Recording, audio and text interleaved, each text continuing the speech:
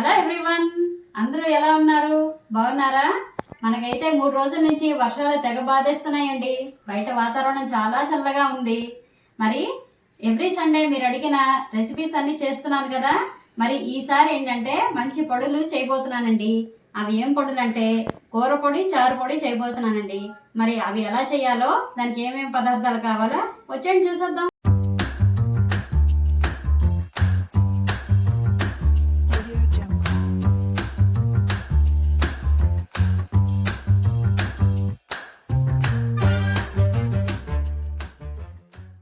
చూడండి, నేను ఇప్పుడు కూరపొడి చేయబోతున్నాను.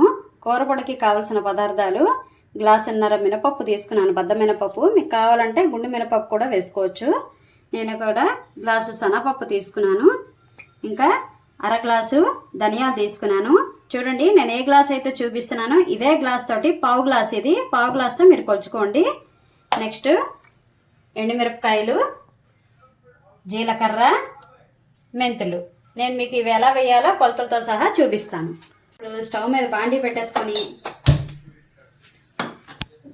చూడండి, గ్లాసు శనగపప్పు వేసేస్తున్నాను.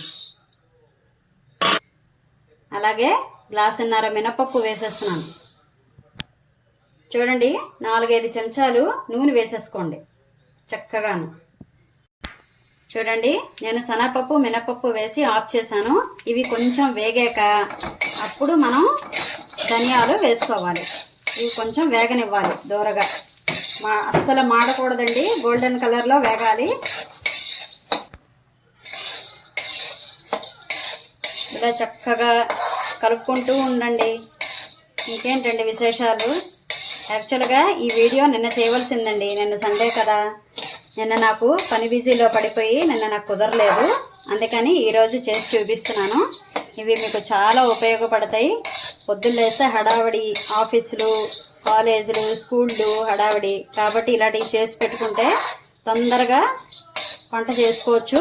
మనకు కూడా ఇవి బాగా ఉపయోగపడతాయి.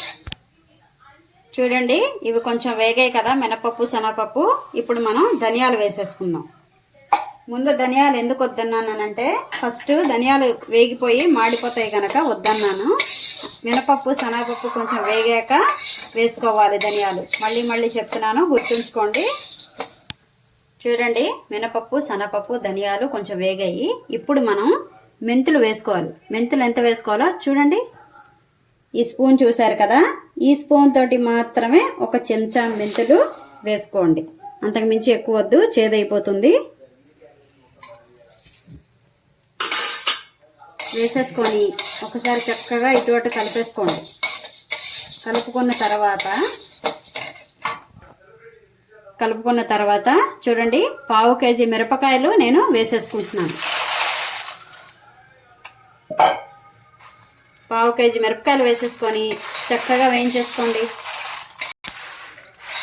చూడండి, చక్కగా దూరగా వేయించుకుంటున్నాను.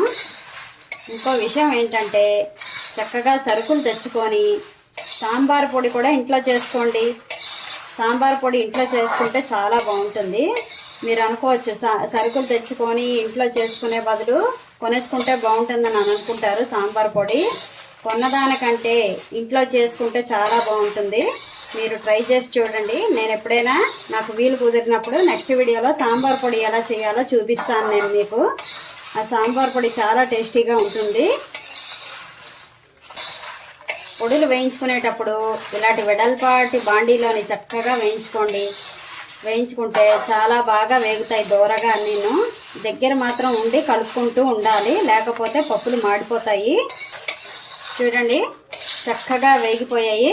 ఎండుమిరపకాయలు, ధనియాలు, శనగపప్పు, మినపప్పు, మెంతులు అన్నీ చక్కగా వేగిపోయాయి. ఇప్పుడు స్టవ్ ఆఫ్ చేసేసుకోండి.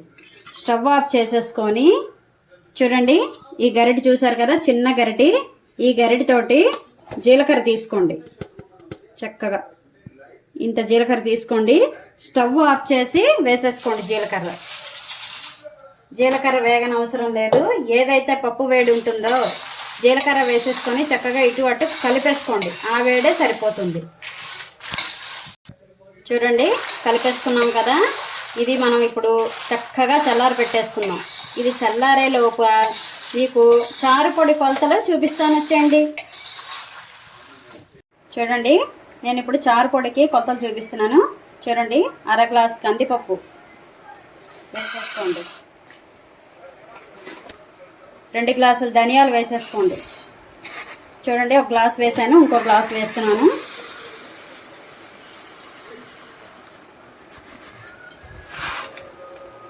రెండు గ్లాసులు ధనియాలు వేసేసుకోండి. చూడండి, ఈ చిన్న గరిటె ఉంది కదా, దీంతో జీలకర్ర 1 గరిటె వేసేసుకోండి. అలాగే 1 చెంచా మెంతులు వేసేసుకోండి. చూడండి, ఈ మాత్రం మిరియాలు వేసుకుంటున్నాను. సరిగ్గా చూడండి, ఈ మాత్రం మిరియాలు వేసేసుకుంటున్నాను చారు పొడికి. చూడండి, ఇంగు వేసుకుంటున్నాను. నేనైతే మొక్కింగు వేసుకుంటున్నాను.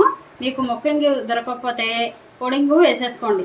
ఈ మాత్రం వేసుకోండి, పొడింగు సరిపోతుంది. నేనైతే మొక్కింగు వేసుకుంటున్నాను. చూడండి, 1/2 పావు ఎండుమిరపకాయలు వేసుకుంటున్నాను. 1/2 కేజీ వేసుకోవద్దు, అదంటే మనం మిరియాలు వేసుకున్నాం కాబట్టి అది కూడా ఘాటుగా ఉంటుంది కాబట్టి 1/2 పావు ఎండుమిరపకాయలు సరిపోతాయి. ఇవన్నీ పచ్చివేనండి, వేయించుకోక్కర్లేదు. చక్కగా మీకు ఎండ వస్తే కనుక ఎండలోని 1 అరగంట పెట్టి వేయించేసుకోవచ్చు. కొంచెం వేడెక్కుతుంది కాబట్టి, లేదైనా సరే ఇలాగైనా సరే చేసుకోవచ్చు. దీన్ని మనం ఇప్పుడు పొడి ఆడించేసుకున్నాం. చూసారు కదా, చక్కగా మనకి కూర పొడి ఏదైతే వేయించుకున్నామో అది చల్లారిపోయింది. దీన్ని ఇప్పుడు మనం పొడి ఆడించేసుకుందాం. చూడండి, కూర పొడి ఆడించేసుకున్నాను. చూసారు కదా, చాలా తక్కువ కొలతలతోటి ఎంత పొడి అయింది చూసారు కదా. ఇది దాదాపుగా 1/2 కేజీ పైనే పొడి ఉంటుందండి. మీరు కూడా ఒకసారి ట్రై చేసి చూడండి. ఇంతేనండి, ఎంతో చక్కగా పొడులు రెడీ అయిపోయాయి. మీరు కూడా ఒకసారి ట్రై చేసి చూడండి, చాలా బాగుంటాయి, మీకు బాగా ఉపయోగపడతాయి. మరి మీరు అడిగిన చుక్కకూర పులుసు కూడా ఈ వీటితో పాటు చేద్దాం అనుకున్నానండి, బట్ నాకు చుక్కకూర దొరకలేదు. దొరికితే మాత్రం ఖచ్చితంగా రెసిపీ చేసి చూపిస్తాను చుక్కకూర పులుసు. మరి ఈ వీడియో కనుక మీకు నచ్చినట్లయితే లైక్ చేయండి, షేర్ చేయండి, నా ఛానల్కి సబ్స్క్రైబ్ చేయండి, సపోర్ట్ చేయండి. Thank you.